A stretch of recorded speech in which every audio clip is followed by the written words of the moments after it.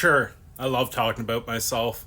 For context, everyone, I'm a science fiction author who dreams of one day opening his own game development studio.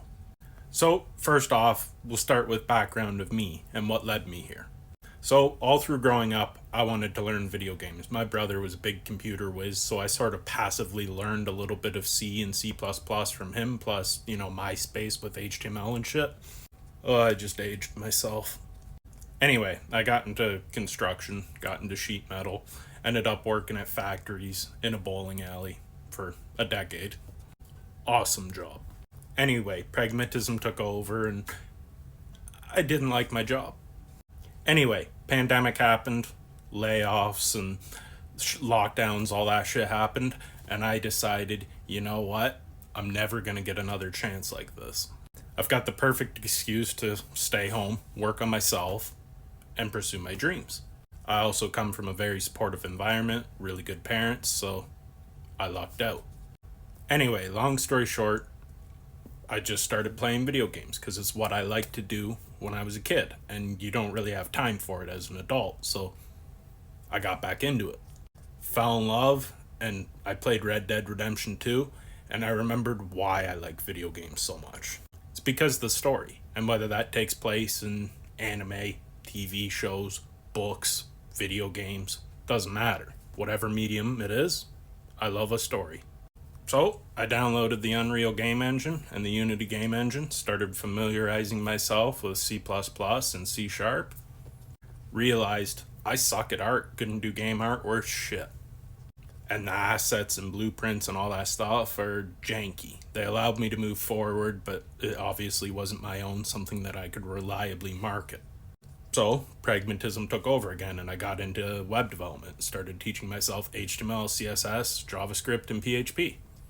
Took me about 8 months to grasp it and be able to do it reliably. And then, because I'm lazy and it wasn't what I really wanted to do, I decided I would do like WordPress websites, Wix websites, all that stuff for other authors, creatives, and all that stuff. And I ended up putting web development by large on the back burner, so I decided to write my own coding books, Cliff Notes in my own words, and publish them on KDP.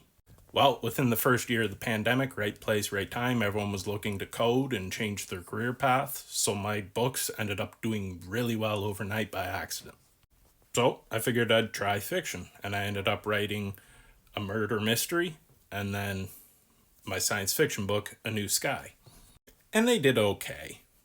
At the time I had a pretty dedicated Twitter following and all that stuff. I was on Tumblr and I did pretty well. But because I'm incredibly unorganized, I had 2 email addresses that I had since I was 18 years old, and they were very similar because it was just the .gmail whatever to make 2 of the same. I accidentally deleted the one, and since my programming books had made so much money, I didn't think to check KDP and all that stuff, and I wasn't too concerned because I was making money. Till about 3 months later, when all the royalties stopped and everything, and I realized what I had done, and when I contacted Google, I wasn't able to start up the account again. So my KDP platform, my original Twitter, and my Tumblr were permanently deleted, with no way to recover them.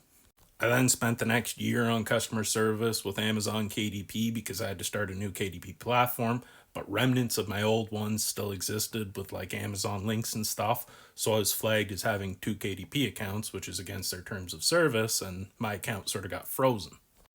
My book, A New Sky, ended up being uploaded with the second last revision. It wasn't fully done, so there were a couple flaws and errors and spelling and stuff, and I wasn't able to change the manuscript because my account was in stasis. So I basically just had to suck it up and market the book in its half-finished state, which is fixed by now. Anyway, I lost my source of income and all that shit, and it was stressful.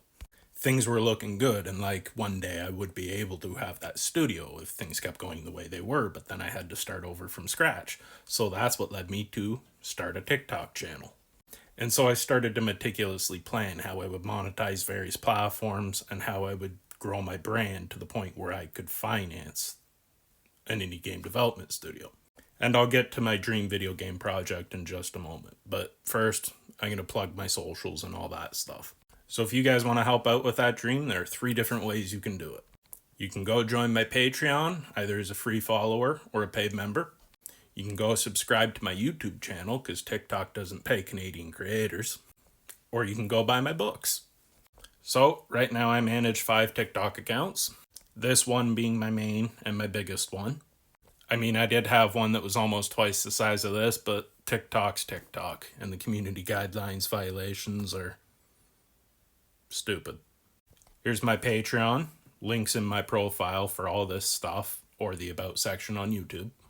Here's my Instagram account. You want to go give me a follow on there. My writing YouTube channel, which I started relatively recently. And my main YouTube channel, which has hit monetization goals. These are my book sales on average in a given week. And these are my books, which you can find on Amazon or go into my profile and click the link.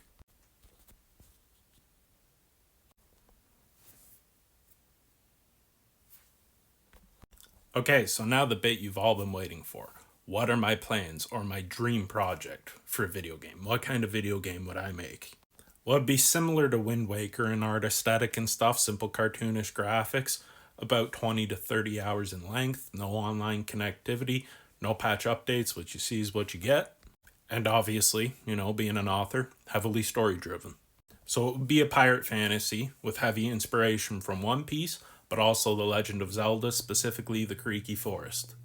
Okay, so humanity ends up having to flee to the seas and live their lives as pirates, because on land, there's a mix of vampires, werewolves, and the Wendigo. So the way the vampires work is sort of an evolution. They start off simple enough, easy to kill, but over each evolution, as they drink more and more blood, they get less and less human. And it just sort of keeps going, to the point where they become more and more insane. And they become more and more powerful and just act on instinct. And when they get to this final stage, even the best wizards in the world can't touch them. The same would go for the werewolves and stuff too. Except their evolution would be more immediate, going in lines with the myths of lycanthropy and all that stuff. Anyway, this creature, the Wendigo, native folk legend, follows you around every time you touch on land. It's only a matter of time, and you can't stay in one place for too long, or this creature will haunt you no matter what island you're on. But of course, because humans are out to sea and that, they have characters that go off onto land to get supplies and all that shit, so they have to risk it.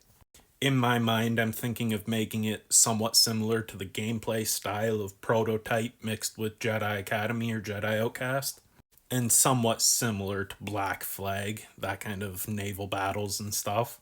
Anyway, the humans that live on ships and stuff, which is most people, are called the Nauts.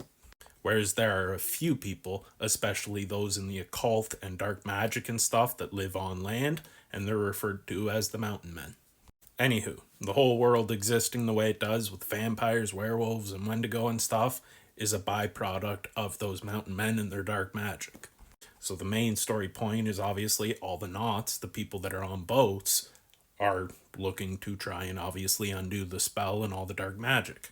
And you're going to have magical powers and shit similar to devil fruits, and you can flip around and jump around like you always wish you could in Star Wars video games, and sail the seas. I don't want the world to be particularly massive. I want it to be big enough that you feel like you're exploring, you have nooks and crannies and all that stuff, but I don't want it to be anywhere near as big as modern open world games. But yeah, that's why I'm moving to Toronto. One way or another, even if I end up working in fucking insurance, I'm getting that money. Or, you guys could go buy my books. Just go buy the ebook. You don't have to read it. I'm kidding. I'd prefer if you read it. But yeah, the way I see it is online and all that stuff, I only need to see massive success once. Because if I can make $1 million off my books, YouTube, or Patreon, whatever, I can buy a house, which can act as a home office, and then I can hire kids straight out of college.